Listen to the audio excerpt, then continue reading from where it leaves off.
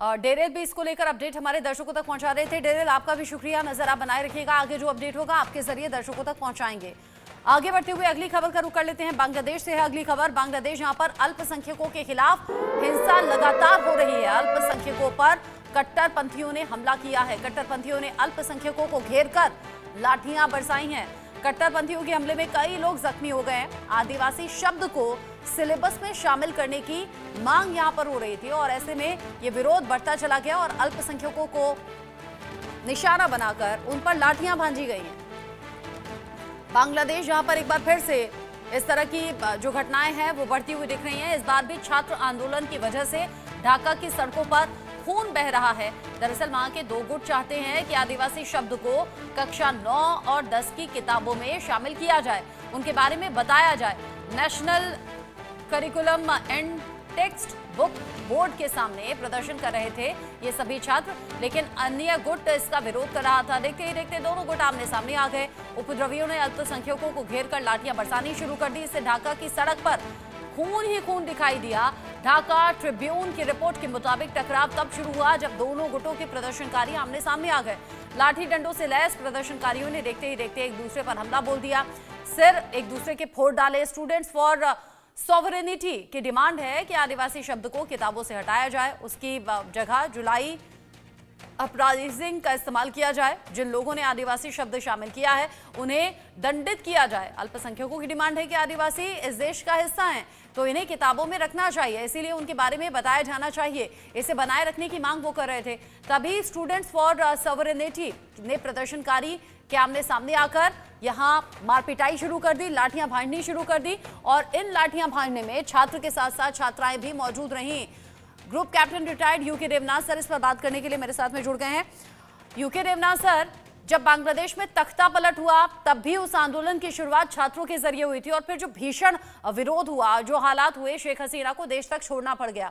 अब फिर से आदिवासी शब्द की मांग को लेकर छात्र गुट आमने सामने आ गए हैं और सबसे बड़ी बात ये, दो छात्र गुट आमने सामने आकर खुद पर ऐसे एक दूसरे पर टूट पड़े कि सड़क पर खून ही खून दिखा। क्या अब कुछ और अनहोनी होने वाली है बांग्लादेश में? जी हाँ, अगस्त के महीने से जब से बांग्लादेश में सत्ता परिवर्तन हुआ है तब से सड़कों पर आम जो अवाम है उसका चलना थोड़ा मुश्किल हो गया है, क्योंकि सेंटिमेंट्स बहुत हाई हैं। सारे जितने छोटे छोटे फ्रिंज एलिमेंट्स हैं वो सड़क पर आकर अपना अपना हक जताते हैं। पुलिस जो है इनफेक्टिव हो गई है। वो ये रहा है कि बांग्लादेश में क्योंकि कोई स्टेट एडमिनिस्ट्रेशन है नहीं, सबको लगता है कि उनकी कोई परवाह नहीं कर रहा है। इसलिए जितने फ्रिंज एलिमेंट हैं जो कि समाज के प्रगति के पथ पर या उन्नति के पथ पर आगे बढ़ना चाहते हैं लेकिन उनको लगता है कि पीछे छूट गए हैं, वो सब आकर धरना कर रहे हैं, प्रदर्शन कर रहे हैं। एक और चीज जो हो रही है कि जब दो पक्ष जो कि एक ही विचारधारा के दूसरे इस तरफ और उस तरफ होते हैं, जब उनके बीच में कोई फ्रिक्शन होती है तो लोकल पुलिस जो है टोटली फेल हो रही है उनको अलग थलग करने में। आमतौर पर जब भी प्रदर्शन होता है तो एक गुट को इस तरफ रखा जाता है, दूसरे गुट को दूर कहीं पर असेंबल होने का आदेश दिया जाता है ताकि उनके बीच में झड़प ना हो। बांग्लादेश पुलिस का जो मोराल है इस वक्त बहुत ही नीचे है। सुनने में तो ऐसा भी आया था एक महीने पहले कि पुलिस के लोग या थानेदार जो हैं, एसएचओ हैं, वो घर में ही दुबके छुपे हुए हैं, अपने थाने में नहीं जा रहे क्योंकि रास्ते में ही उनको पकड़कर उनके साथ मैन हैंडलिंग हो रही है।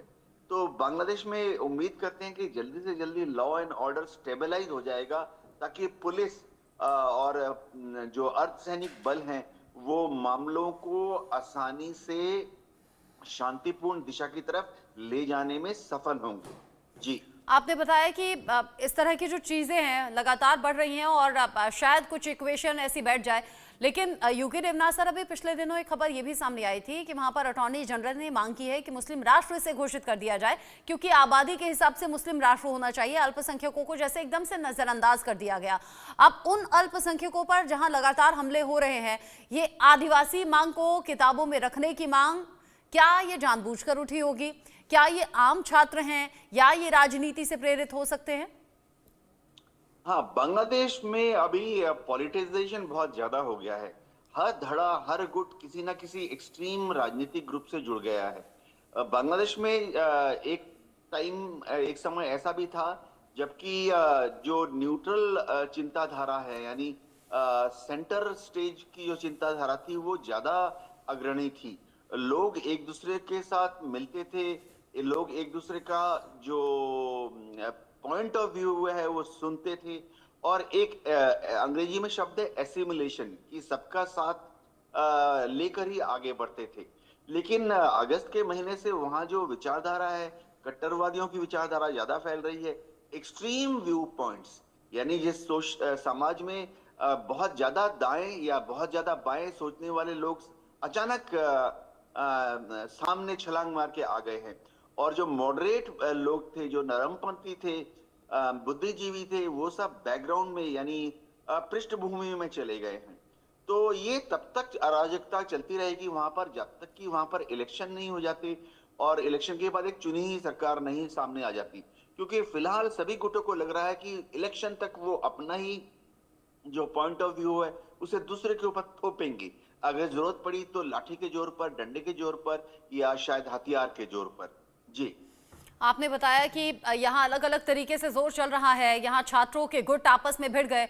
यूके देवनाथ सर, बांग्लादेश तो अलग अलग चुनौतियों से इस वक्त घिरा हुआ है, अंदरूनी चुनौतियां भी, सीमा पर बढ़ती हुई चुनौतियां भी। ऐसे में छात्रों का आपस में भिड़ना ये पूरी तरह से मुझे नॉर्मल नहीं लग रहा है। अब यहाँ देखिए आप, मोहम्मद यूनुस की कुर्सी जाने का खतरा बना हुआ, ये खबरें लगातार सामने आती रही। अब ऐसे में दो छात्र गुट आपस में भिड़ गए। उधर शेख हसीना हिंदुस्तान में है, खालिदा जिया को लेकर खबरें ये हैं कि वो भी अपने इलाज के लिए बाहर हैं। ऐसे में कौन है जो इस तरह की साजिशें रच रहा होगा? क्या इसके पीछे सेना हो सकती है?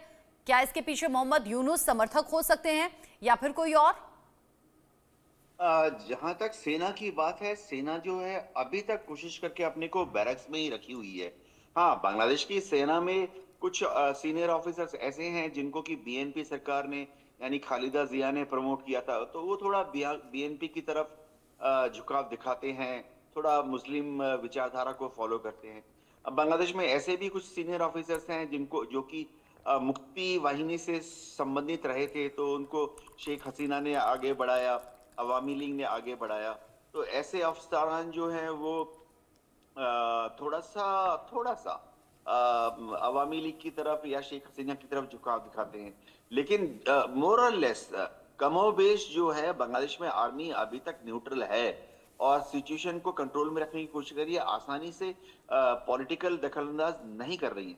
हाँ, टॉप जो बांग्लादेश के सीनियर ऑफिसर्स हैं उनको बीच में थोड़ा सा पॉलिटिकल बयान देना पड़ रहा है, क्योंकि अराजकता छाई हुई है। हाँ, मोहम्मद यूनुस जो है वो, उनको मालूम है कि उनको पावर में वो तभी तक हैं जब तक कि छात्र उनका समर्थन दे रहे हैं, हाँ। मुस्लिम कट्टरपंथी ग्रुप उनका समर्थन दे रहे हैं। मोहम्मद यूनुस की अपनी कोई सपोर्ट बेस या अपना कोई ऑर्गेनाइजेशन है नहीं। हाँ, ऐसे में बांग्लादेश में छात्र हमेशा अग्रणी ठीक रहते है। हैं। अगर आप देखें बंगाल छात्रों में, ने तब भी बीड़ा उठाया था, सड़कों पर आए थे, तख्ता पलट की यहाँ पर पूरी तरह से जो पिक्चर है वो सामने आई थी, और अब एक बार फिर से छात्रों को आमने सामने। यूके देवनाथ सर, आप रहिएगा। बांग्लादेश से ही एक और बड़ी खबर आ रही है। बांग्लादेश की बड़ी साजिश का खुलासा हुआ है। भारतीय सीमा क्षेत्र में किन्नरों की घुसपैठ की खबर है। दक्षिण दिनाजपुर जिले से कुछ ऐसे लोग गिरफ्तार भी हुए हैं। भारतीय सीमा क्षेत्र में किन्नरों की घुसपैठ का मामला, किन्नर बिजली मंडल उर्फ अलीम गिरफ्तार किए गए हैं। दक्षिण दिनाजपुर जिले से इनकी गिरफ्तारी हुई है। बांग्लादेश की बड़ी साजिश का खुलासा हुआ है, और अंदेशा यह है कि किन्नरों की घुसपैठ के मामले में ये साजिश बांग्लादेश की है। बांग्लादेश की बड़ी साजिश यहां सामने आ गई है। किन्नर बिजली मंडल उर्फ अलीम की गिरफ्तारी हुई है। दक्षिण दिनाजपुर जिले से ये गिरफ्तारी की गई है। अब जिस तरीके से बांग्लादेश बार बार एक्सपोज होता है, एक बार फिर से हो गया है। पड़ोसी देश बांग्लादेश किन्नरों को भारतीय सीमा क्षेत्र में जासूसी के लिए भेज रहा है। पिछले कुछ दिनों से जिस तरह से बांग्लादेश से भारतीय सीमा क्षेत्र में किन्नरों की घुसपैठ की संख्या बढ़ी है, उससे केंद्रीय और राज्य जांच एजेंसियों को कुछ इसी तरह का अंदेशा है। किन्नरों की घुसपैठ के मामले बढ़े, सुरक्षा एजेंसियों की चिंता बढ़ गई है। खासकर बंगाल में दक्षिण दिनाजपुर जिले के अंदर भारत और बांग्लादेश सीमा क्षेत्र से किन्नरों के घुसपैठ के मामले सामने आ रहे हैं। एक तरफ जहां पर बिना घेराबंदी, क्षेत्र की घेराबंदी में बांग्लादेशी सुरक्षा बल बीजीबी के विरोध के कारण भारतीय सुरक्षा एजेंसियों को चिंता बढ़ गई है। वहीं दूसरी तरफ इस तरह के नए मामले ने नींद उड़ा दी है। बुधवार को दक्षिण दिनाजपुर जिले से किन्नर बिजली मंडल उर्फ अलीम मोहम्मद को गिरफ्तार किया गया। खुली सीमा की सुरक्षा बीएसएफ के लिए बड़ी चुनौती है। बंगाल में भारत बांग्लादेश सीमा पर बाड़ लगाने के कार्य में बॉर्डर गार्ड बांग्लादेश यानी कि बीजीबी द्वारा कुछ जगहों पर आपत्ति जताए जाने की हालिया घटनाओं के बाद से तनाव बढ़ा है। इसकी शुरुआत मालदा से हुई थी, जहां पिछले सप्ताह बीजीबी के विरोध की वजह से बाड़ लगाने का काम रोकना पड़ा था। अवैध सीमा पार गतिविधियों के लिए असुरक्षित इसके बाद कूच बिहार और 3 बीघा कॉरिडोर और दक्षिण दिनाजपुर जिले के बालूरघाट सीमा पर भी बाड़ लगाने पर अब बीजीबी ने अड़ंगा डाला। बांग्लादेश के साथ बंगाल की 2216 किलोमीटर लंबी अंतर्राष्ट्रीय सीमा लगती है, जिसमें 50% से ज्यादा का हिस्सा बिना बाढ़ के है, जिससे ये अवैध सीमा पार गतिविधियों के लिए असुरक्षित है। ये जो असुरक्षित माहौल है, इसी में किन्नरों की घुसपैठ का मामला होश उड़ाने वाला है। यूके देवनासर, पिछले दिनों भी हम इस पर बात कर रहे थे कि जो सीमा खुली हुई है वहां बाढ़ लगाया जाए और बाढ़ लगाने का विरोध कैसे बांग्लादेश की सेना कर रही है, ये भी सबके सामने आया। यानी ये सब कुछ इंटेंशनली जानबूझकर हो रहा है ताकि घुसपैठ की घटनाएं होती रहें। और अब तो नया मामला किन्नरों की घुसपैठ कराई जा रही है। बहुत ही चिंताजनक विषय है। अगर बांग्लादेश ऑर्गेनाइज्ड तरीके से किन्नरों का इस्तेमाल कर रहा है जासूसों के लिए, तो फिर हमारी इंटेलिजेंस एजेंसीज को बहुत सतर्क रहना पड़ेगा और शायद डिप्लोमेटिक लेवल पर भी बांग्लादेश के हाई कमिश्नर्स को बुलाकर एक शो कॉज नोटिस या डिमार्च इशू करना पड़ेगा कि एक्सप्लेन करें कि ये क्या बात है, कैसे क्यों हो रहा है। किन्नरों का इस्तेमाल ट्रेडिशनली सब जगह होता रहा है सूचना एकत्रण करने के लिए, क्योंकि भारत की या बांग्लादेश की जो समाज है वहाँ किन्नरों को जरा सहानुभूति की दृष्टि से देखा जाता है। कोई भी आसानी से उन पर शक नहीं करता और उनको कोई भी अरेस्ट में लेना या उनके साथ हाथापाई करना या उनके ऊपर पुलिस का दबाव डालना, ऐसा आमतौर पर किया नहीं जाता। हमारा समाज का जो तंत्र है कुछ ऐसा ही है, भारत में बांग्लादेश में भी। बॉर्डर की तरफ से किन्नर अगर इस्तेमाल हो रहे हैं तो उनका इस्तेमाल शायद घुसपैठिए करते होंगे या वहां जो बॉर्डर में तस्कर्स हैं, स्मगलर्स हैं, वो भी कर सकते हैं। आतंकवादी भी किन्नरों का इस्तेमाल कर सकते हैं, क्योंकि वो आएंगे और उनके ऊपर किसी को शक शुबा नहीं होगा और थोड़ी देर के बाद, 1 घंटे के बाद वो वापस जाके खबरें दे सकते हैं कि बीएसएफ की पोस्ट कहां पर है या बीएसएफ की जो पेट्रोल पार्टी है वो किस तरफ है, क्या भारत सीमा से इस तरफ घुसने में कोई उस वक्त कोई अच्छा मौका है भारत की सीमा में घुसने का। इस खबर की पुष्टि जो है वो इंटेलिजेंस एजेंसीज को करनी पड़ेगी। हो सकता है कि ये एक ऑर्गेनाइज्ड सरकार द्वारा सुनियोजित ऑर्गेनाइज्ड एक्ट ना हो। प्राइवेट जो पार्टीज हैं, जो लोकल क्रिमिनल गैंग्स हैं, वो शायद किन्नरों का इस्तेमाल कर रहे हों जासूसी के लिए, ताकि तस्कर्स जो हैं या घुसपैठिए जो हैं या बॉर्डर में जो ह्यूमन ट्रैफिकिंग होती है, हाँ। लोग पैसे लेके एक स्मगलिंग करते हैं, शायद उस पर मदद लेने के लिए। जी, जिस तरह की सिचुएशन अभी बनी हुई है बांग्लादेश में और बांग्लादेश की साजिशों को लेकर, ऐसा लग रहा है कि जानबूझकर ये सब कुछ किया जा रहा है। उकसावे वाली कार्रवाई भी है और दूसरी तरफ युद्ध की तैयारियां भी बांग्लादेश की नजर आती हैं।